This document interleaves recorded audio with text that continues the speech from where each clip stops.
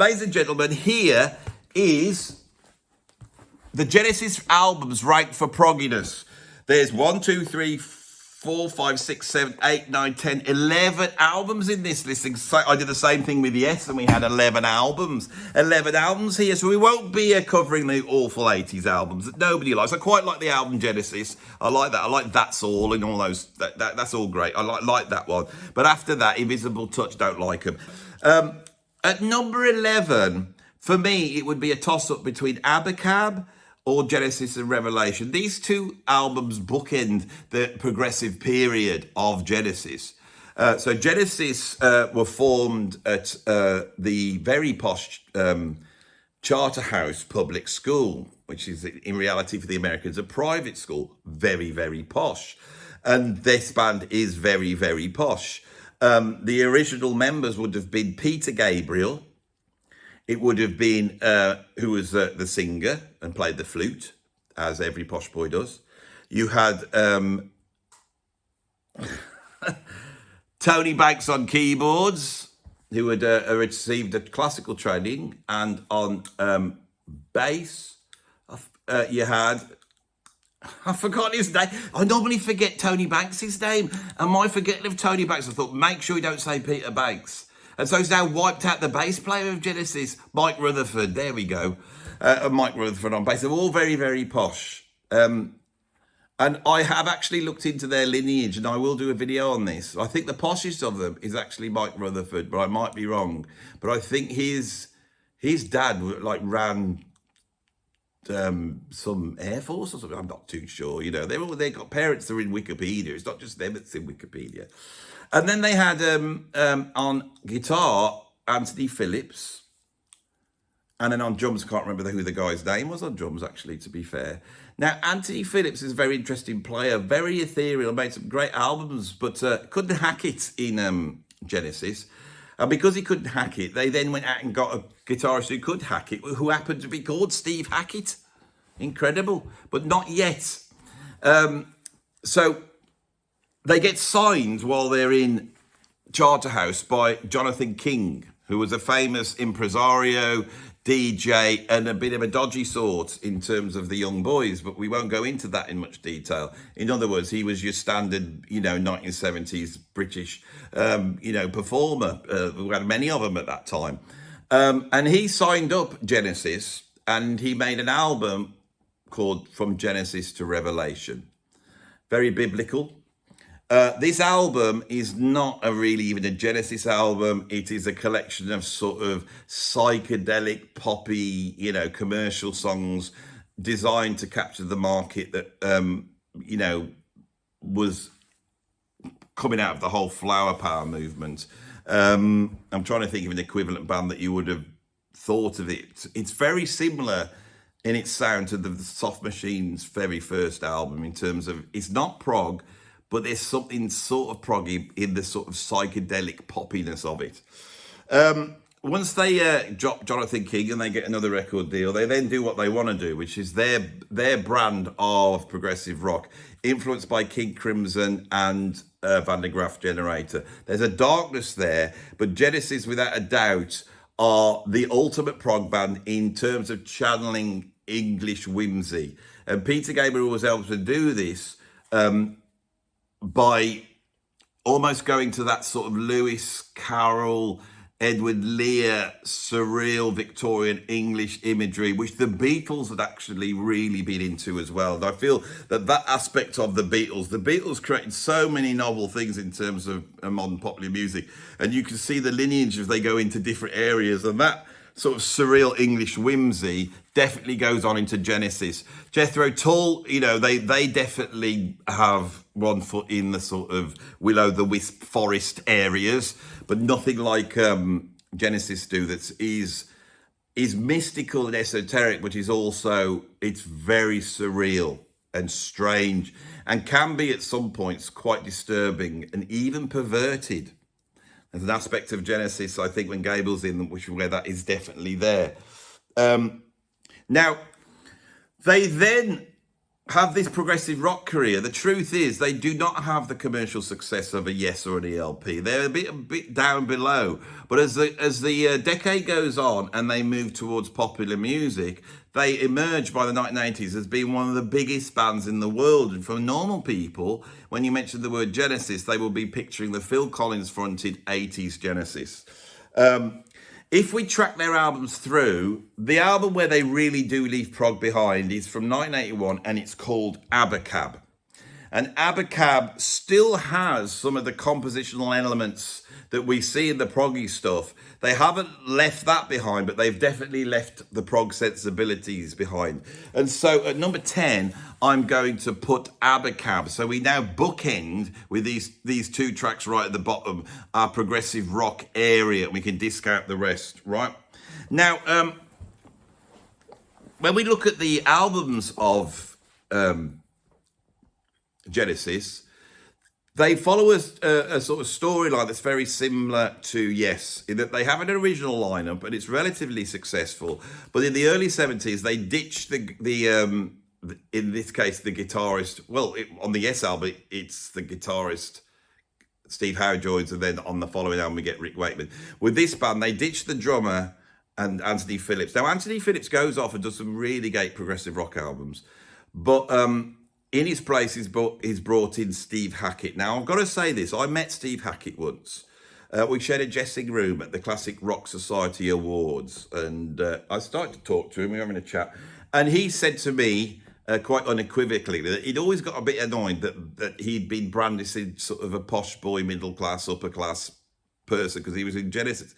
And he's actually a working class guy. Now, I know he doesn't look it, especially back in the old days when he's got those cool glasses, he sat down and he was a cool looking bloke, Steve Hackett was. And even to this day, when I see a picture of him, I think this guy's got to be getting on for nearly 80 years old, definitely late 70s. He looks amazing, doesn't he, old Steve Hackett?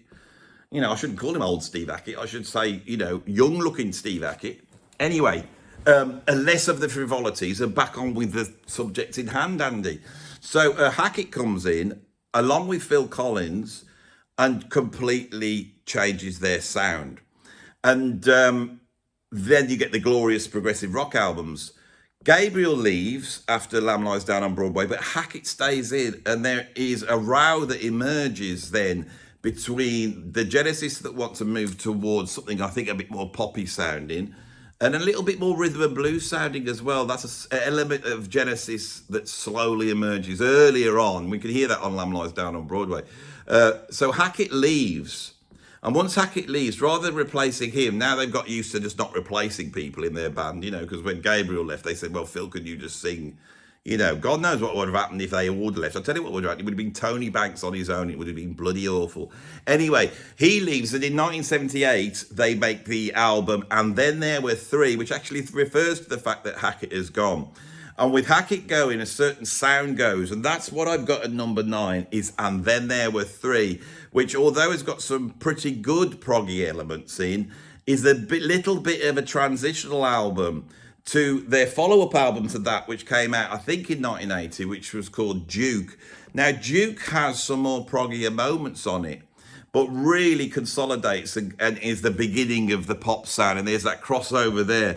Now, Duke is an album I don't know that well. I've obviously listened to it a few times. The first Genesis album I ever bought actually was Three Sides Live, and so I had a number of tracks off that, so I know those tracks very well. But I wish I could talk with more authority in terms of the way that album pans out, you know. But for my recollection, it's a more consolidated sound, and it's also laying some of the groundwork to Phil Collins' solo album, Face Value, which I always see related to the Duke. And I think it's the success of that sound that then drives Genesis towards a much more commercial sound. And then Phil's career, which is even bigger than Genesis in the 80s. Phil Collins becomes one of the most successful, biggest selling artists ever. It's incredible. And so that then runs parallel. So yes, so at number 8, I would have Duke. Now, as I said, after they made their first album, In 1970, they went back into the studio with a new record label and did what they want, which was following their muse towards this much more progressive style. And they made an album called Trespass. Now, Trespass is a great album. It's one of the great progressive rock albums. I would say from here on, we are dealing with truly great prog albums. And any of these, if they ended up in the top 50 greatest prog albums of all time, that would be justly deserved. This is where you get the prog worth with Genesis coming through. So Trespass I would have at number 7. For me, there's the Incredible Knife on there, which became a concert favourite of theirs. I think it enabled Peter Gabriel to insert the theatrics he became known for with that track, and it had a darkness and a bite that was very interesting. The rest of the album is really good, but he just faffs around a little bit. He faffs around a little bit in the same way as In the Court of the Crimson King faffs around, which if you think came out the year before and obviously informed this change. I also believe there's a strong influence from Van de Graaff Generator on this album. So we have Trespass at number 11, 10, 9, 8, 7. So at number 6, we have the last album that features Steve Hackett, which is called Wind and Wuthering. This is a full-out progressive rock album, albeit a lot more concise. Really negotiate in the mid-70s, which actually was a very successful period for prog. And although people say punk was coming out and blah, blah, blah, I don't think it really affected it. And what you see is the musicians are already aware that there's been a change. I think disco was much more of a threat to prog than punk was. And I think the reason is because it got people back out the house. They wanted to go out the house and dance and drink and chat each other up, and you can't do that to Supper's Ready. You can't. If you can, and I'd like to see it, although I don't think I would like to see it. It could be a horrible mating ritual to watch. But obviously prog fans are born some way, and that must be the way that they are born. And so anyway, Wind and Wuthering, great album. I think there's a little bit of, we don't want your big prog epics, Steve. Can't you go and leave and do the Voyage of the Acolyte, which will be a classic prog album, and carry on holding the prog torch before you decide to go towards a much more pop sound in the 80s, which you are abysmal at. So before that happens, we have Wind and Wuthering. So above that, we're now into masterpieces. All these, we've got 1, 2, 3, 4, 5. We're in the top 5 now. Any of these could actually be number 1. I could argue every single one of these being number 1. So one of them has to be number 5. There's very little between them, right? All of these 5 are your classic Genesis prog albums. If you were going to buy 5 albums by Genesis, you're a prog fan, these are the 5 albums you're going to buy. They're all essential listening. At number 5, I have Selling England by the Pound. A favourite for many prog fans, but not one for me. I always thought the production was a little flat and it was full of quite a little bit of filler, and also is a little bit of sort of an atrophied version of their sort of English whimsical period. And I think then they leave that behind and then go on to make Lamb Lies Down on Broadway, which is a different proposition and almost occupies its own space in the lineage of Genesis. At number 4, I have one of my favourite prog albums of all time by any band, Nursery Crime, which I believe when I did this the last time I put at number 1. Nursery Crime sees the addition of Steve Hackett and Phil Collins, and there's an absolute joy with these two guys coming in. Suddenly you got that fat, funky, groovy sound from Phil Collins, who is as much influenced by, Motown and James Brown as he is by listening to Michael Giles or whatever. His drumming's been beautiful, and then Steve Hackett is just such a creative guitar player, and you cannot underestimate this sound coming in. It's heavier, it's darker, and with Music Box, Fountain of Salamancis, and the Giant Hogweed, we have 3 of the great progressive rock tunes of all time. And I want you to just remember those 3 tunes, because I'll posit something at the end of this video. So that's what I've got at number 4 is Nursery Crime. Above that, I have the Near Perfect Trick of a Tale, which was the prog album they made after Gabriel left in 1975, I believe, or it could be 76. I can't quite remember. And with this album, we see Phil Collins move on to vocals very successfully, although he had sung and done stuff beforehand.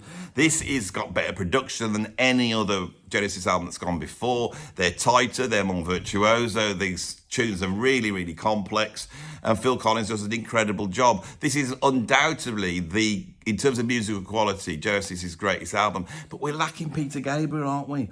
It's above Trick of the Tail. We are now on to the last two. For me, number 2 would be Foxtrot. Foxtrot and Supper's Ready is without doubt Genesis's high watermark. Supper's Ready is just jaw-dropping.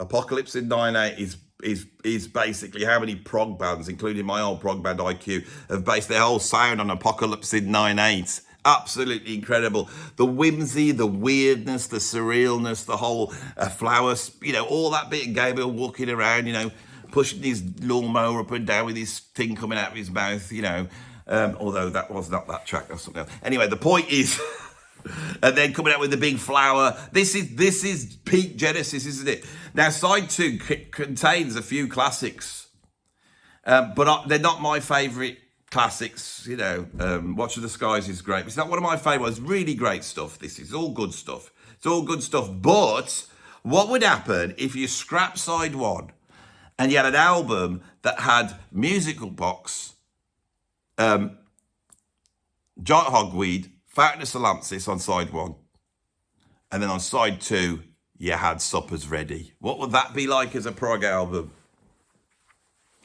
A stupid one, probably. So Foxtrot's at number 2. So at number 1, we have the double album that represents the sort of nadir and high point of Peter Gabriel in Genesis, when Gabriel just almost bit off too much that he could chew.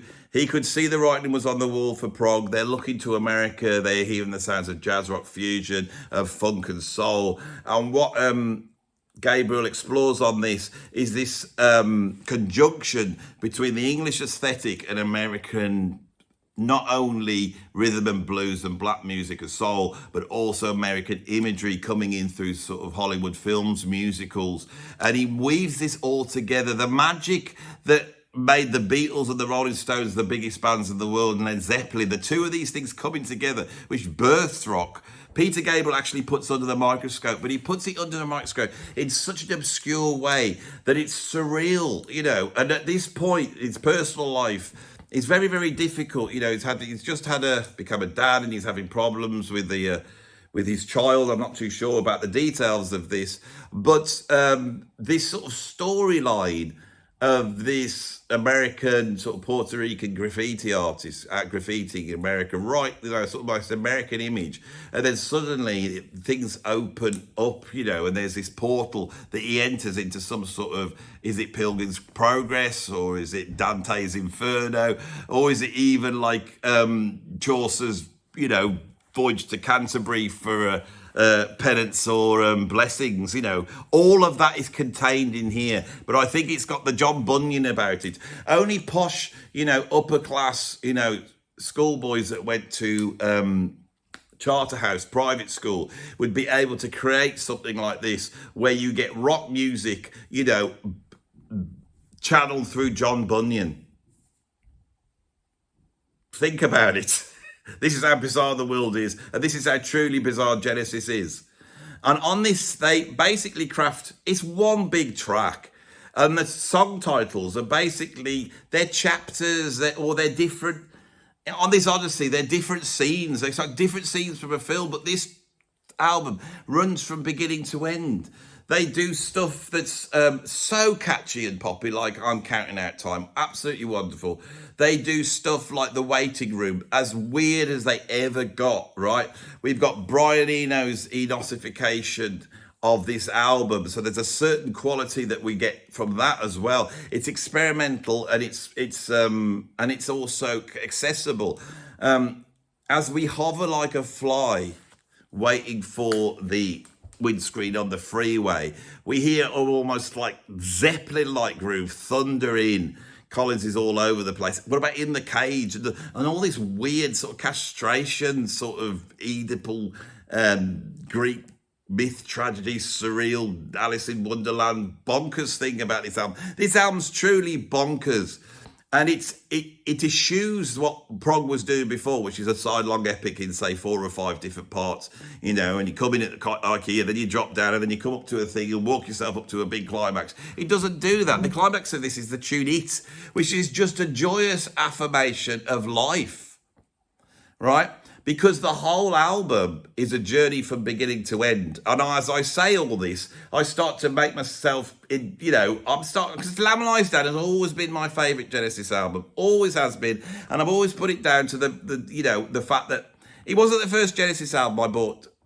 3 Sides Live, then I bought Nursery Crime, and then I bought Lamb Lies Down on Broadway. And for me as a younger man, in my teens, I bought this album, and my morning routine would have been this.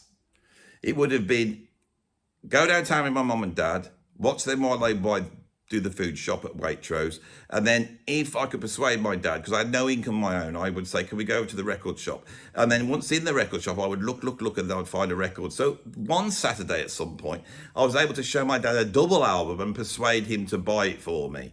And he would have bought this for me, and then we would have gone off to the do-it-yourself shop to buy wood, because that's what Dad's did in the 70s. And while Dad was in the do-it-yourself shop, I would sit in the car park, and I would go through the liner notes of this album. Now, this one was full of liner notes and was full of mystery. And so I was reading all this stuff and looking at it, trying to work out what the hell am I going to listen to? I was already drawn in. It's exactly the sort of thing that a nerdy, anal, retentive, kid, that was choosing whether they wanted to go down the route of music or computers, which one could be. This is exactly what you want when you're a nerd, and then I get home and I put it on and we hear that gentle thing start up and then that ripple of piano, and then this big sort of, the curtains have gone back and then we get the drum beat from heaven. I was a drummer. And so often prog albums weren't delivering that. Bruford delivers it on Roundabout. When the drums keep in on Broadway, early morning Manhattan, politics across the line, just straight back. I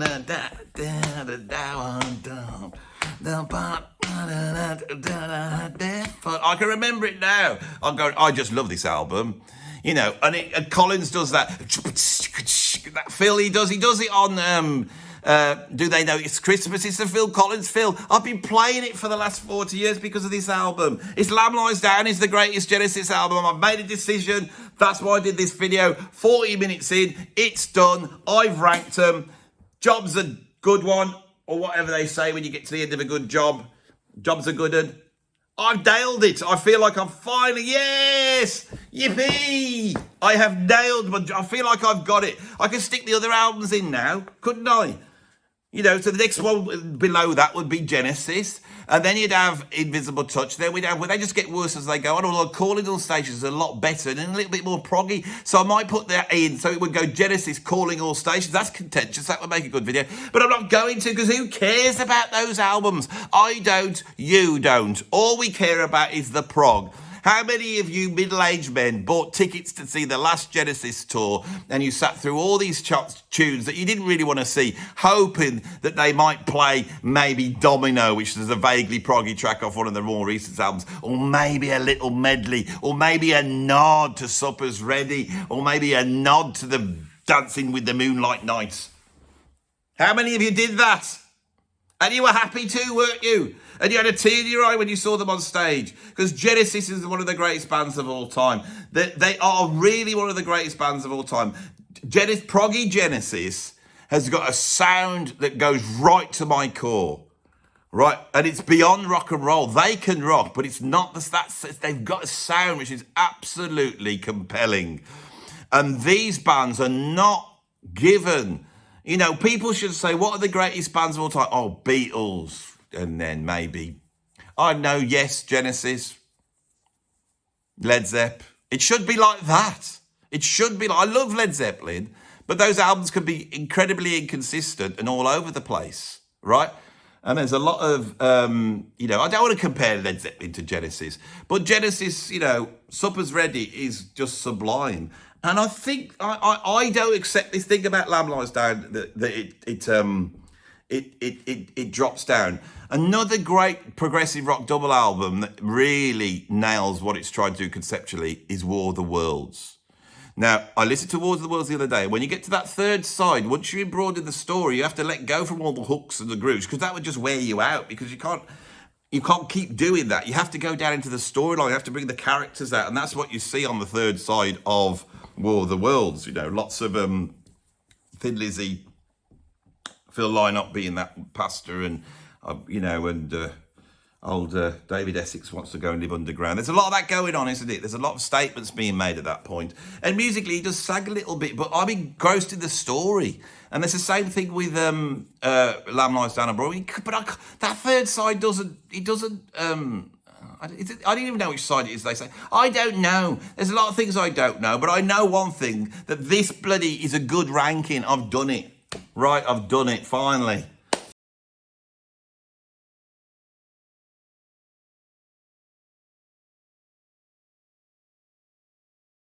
Now, I've been doing this channel for a few good years, and really thinking about the bands that we discuss on here. I'm going back to some of the sort of classic prog bands, and I'm re-ranking their material. And in some cases, ranking their albums for the first time. Now, with a lot of the prog bands, the thing that puts me off ranking them is you've got all these incredible albums from the 1970s that we absolutely love, but they've kept going. Then there's a whole ton of other albums, and I'm not interested in them. But you have to go listen to them, and you got to rank them. And I've got to be honest that I don't think you're interested in that. I'm not interested in that. You want to know about the meat and potatoes. Some of these bands did make great albums all the way through. The King Crimson, if I was doing a King Crimson ranking, I would take them all in. They're all brilliant. But when it comes to bands like Yes, so many albums of substandard later on. And then when we take a band like Genesis, right, we have, with that band, one of the biggest bands in the world that is famous because it made multi-million selling pop albums in the 1980s. And when we look at their career, actually what we're dealing with is the slow development of their progressive rock sound. And then once they've got it, then the diminishment as they move very seamlessly from the 1970s to the 1980s. So on this video, I'm going to be ranking the Genesis albums for progginess. And I think for the viewers of this channel, and myself included, we are really then ranking them in greatness. Now, as soon as I'm going to rank them in progginess, which is what I love about Genesis, it actually starts to change my view of what the ranking should be. I've always been very vague, and this is one of the problems with doing a ranking video. I think every time I've looked at Genesis, I've changed the number one spot. But if I'm thinking in terms of progginess, in other words, taking the remit of prog and going, when did they do this at the best? Where were they just flat out? Then the ranking starts to drop very much more simply. So I'm going to be ranking the albums for progginess. I'm going to get to the album where I think we can cut off and say they're no longer a prog band. And I will put that album right down the bottom, and when we will work from there, and we'll get the top one in. Then we're going to fiddle it out and do all that bit. And then once we've done that, I am going to work out the ranking in front of you. So this is one of these things, you know what, you're at school and they say, show your workings. I'm going to actually go through it here now in front of you. So rather than just, steadfastly working at number 10 and then up to number 9, I'm just going to work and see where we go with it. And then at the end, I will do a very quick ranking. And I will also put that video out as a separate video, so you will have a nice short ranking of the Genesis albums for progginess / greatness. So that was a long introduction to this video. This video is going to be called Ranking the Albums of Genesis in Terms of Progginess. Right, so I'll get my pen down here and a bit of paper. So I would say, and you get involved if you think I'm making, a statement that's not true. We're all involved in this. I would say that Abacab, that album, is without doubt the end of their proggy career. The one that went before Duke has a semblance of progginess on it, but Abacab is an album that's really disliked.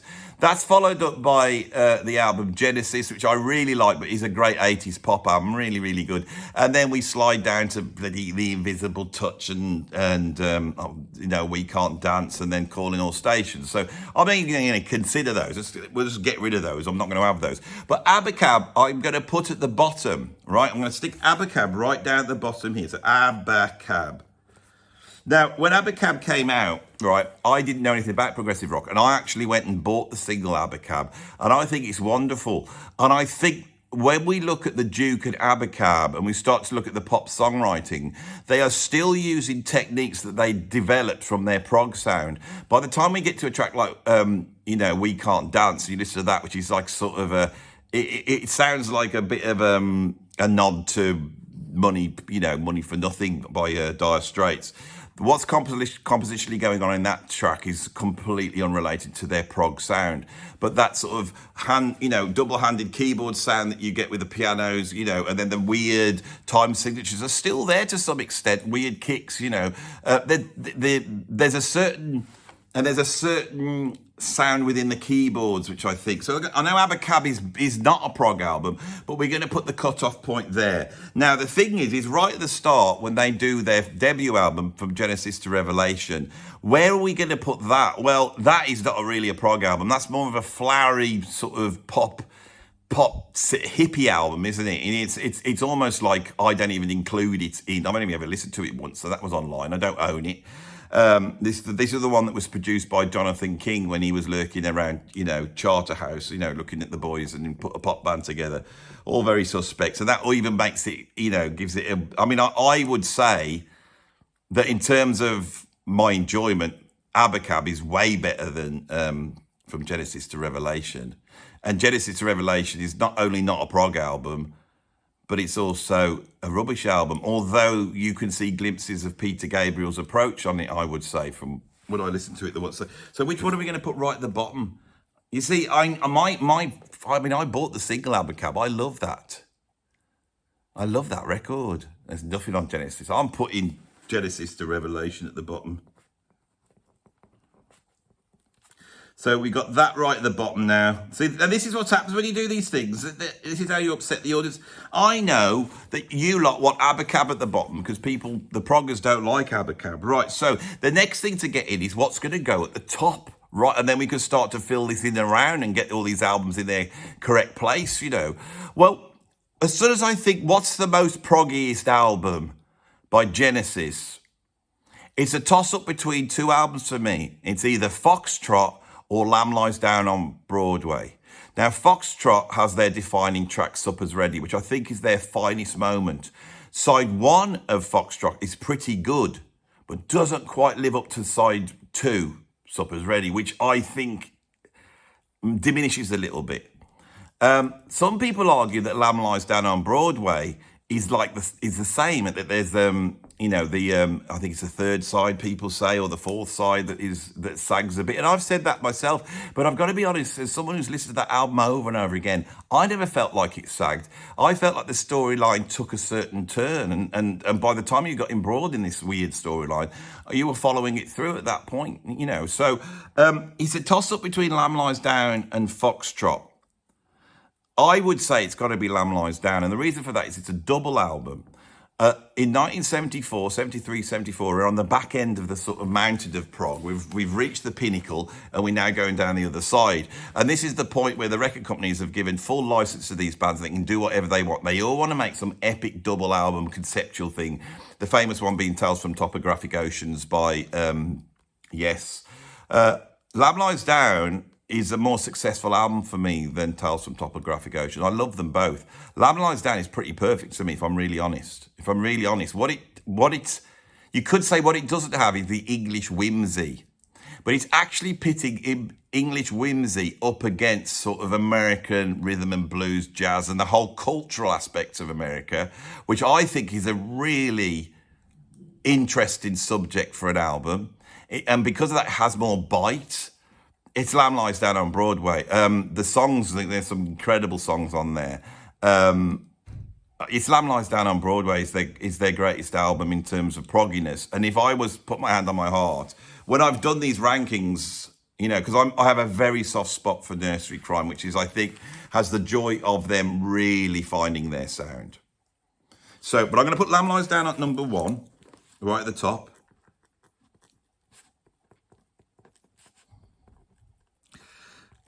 Then it's got to be Foxtrot number 2.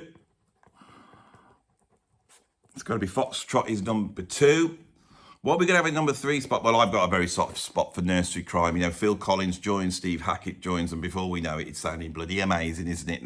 They've got more. There's more grit. There's more dirt. There's more, you know, danger on that album than Trespass, which is a really great prog album, but has to be below nursery crime. But the other thing is, if we go to the other side of the mountain, we have Trick of the Tail and Wind and Wuthering, don't we? And Trick of the Tail, in terms of consistency, I would say is their greatest album. Now, it's still a prog album. It's a little bit tighter. It hasn't got the epics on it.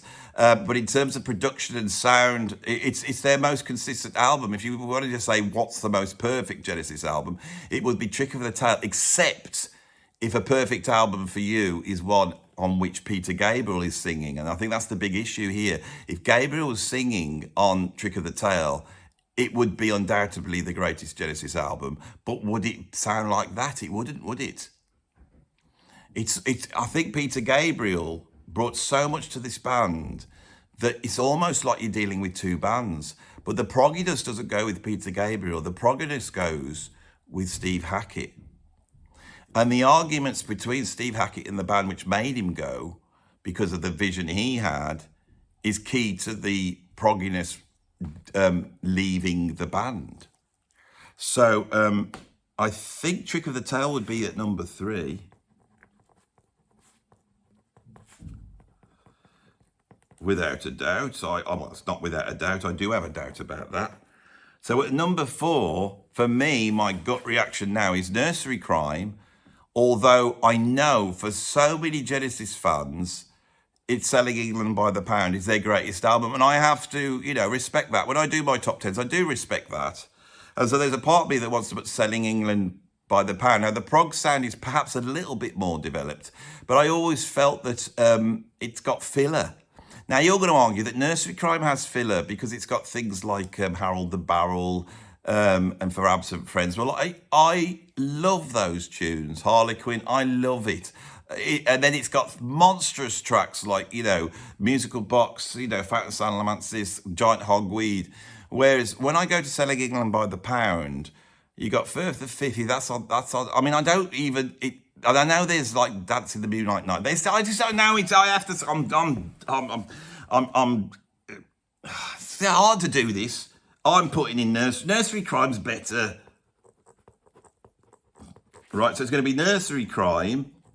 Then it's going to be Selling England by the Pound. Right, so we're getting there now, aren't we? We're getting there now. So what's left? What we have left is Wind and Wuthering.